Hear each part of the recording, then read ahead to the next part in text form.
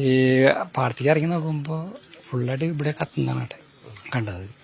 പിന്നെ ഞങ്ങൾക്ക് പിന്നെ ആർക്കും ഒന്നും അങ്ങോട്ട് കടക്കാൻ പറ്റില്ല. അങ്ങനത്തെ ഒരു അവസ്ഥയിലാണ് ഉണ്ടാകുന്നത്. വലിയൊരു പൊട്ടിത്തെറി ഉണ്ടായത്, വലിയൊരു പൊട്ടിത്തെറി. അവിടെ അടുത്ത അയലകത്തുള്ള ആൾക്കാരൊന്നും ഒക്കെ വീടൊക്കെ തകർന്നിട്ടുണ്ട്. ഞങ്ങളുടെ വീട് എൻ്റെ തറവാട് തന്നെ ഇവിടുന്ന് ഒരു 500 മീറ്റർ ദൂരമുണ്ട്.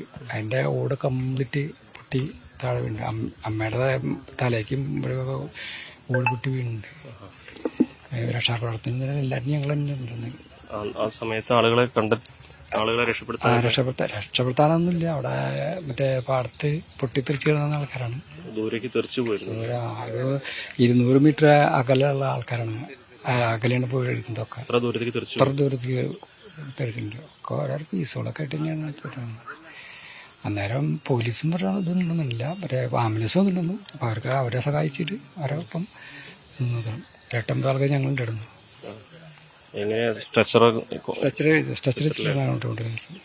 ഇവിടെ ഇത്രയും കാലത്തിനിടയിൽ ആദ്യമായിട്ടാണ് സംഭവം. ആദ്യമായിട്ടാണ്. ഒരു ചെറിയൊരു ഇതുപോലും ഉണ്ടായിട്ടില്ല ഇവിടെ.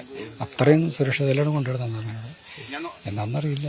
ഇപ്പോൾ എല്ലാം പണി കഴിയാൻ വേണ്ടിയിട്ട് ഒരു അരമണിക്കൂറിൻ്റെ സമയം കൂടി ഉള്ളൂ. അതിനോട് അവസാനിപ്പിക്കണം, എല്ലാം അവസാനിപ്പിക്കണം. അത് വേണ്ടിയിട്ട് പണിക്കാരൊക്കെ വിടാനുള്ള പരിപാടിയിൽ നടന്നത്.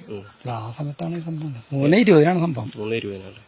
40 പേരാണോ? എത്ര പേരുണ്ട്? 40 പേരുണ്ടെന്ന് പറയുന്നുണ്ട്. അതെനിക്ക് വലിയ ഇതല്ല.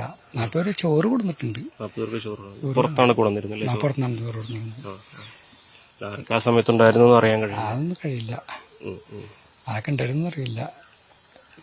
ഇവിടെ കിണറും ഇതൊക്കെ ഉണ്ടോ അതിൻ്റെ ഉള്ളിൽ? ഒരു കുളമുണ്ട്.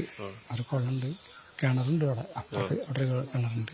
ഇതിങ്ങനെ ഇതിനു വേണ്ടി മാത്രം ഒഴിഞ്ഞെടുക്കണം? അതവരെ സ്ഥലം തന്നെ. അതവര് ഒരു പണ്ട് കാലത്ത് ഒരു നാൽക്കണ്ണികൾ ഉണ്ടായിരുന്നു. അത് അവർ മേടിച്ചൊരു നേരത്തിങ്ങനെ ഇതിൽ പടക്ക വേണ്ടിയിട്ട് എല്ലാ വർഷവും ഇവിടെ തന്നെയാണ്. അത്ര സുരക്ഷിതമാണ്. അവൻ്റെ വീട്ടിൽ വെച്ചിട്ടൊന്നും ഉണ്ടാക്കാറില്ല. ഇവിടെ തന്നെ കംപ്ലീറ്റ് ചെയ്യില്ല. ഇവിടെ അച്ഛനായിട്ടുള്ള കാലത്തുള്ള തന്നെയാണ് ഇവിടെ. സതീഷിൻ്റെ അച്ഛൻ്റെ കാലത്ത്, മണിയേട്ടനായിട്ടുള്ള കാലത്താണ് ഉണ്ടായിരുന്ന സംഭവമാണ്. ഇവിടെ തന്നെ എല്ലാം കൊണ്ടുപോകാറ്. എല്ലാവരും പരിചയമുള്ളവരാകൂലേ? എല്ലാവരും സ്ഥിരപരിചയമുള്ള ആൾക്കാരാണ്. ഈ അവസ്ഥ അതിജീവിക്കലാണ് വലിയ ബുദ്ധിമുട്ട്. അദ്ദേഹത്തിന്റെ കൂടുതൽ വാർത്തകൾക്ക് News 18 Keralam YouTube channel subscribe ചെയ്യുക.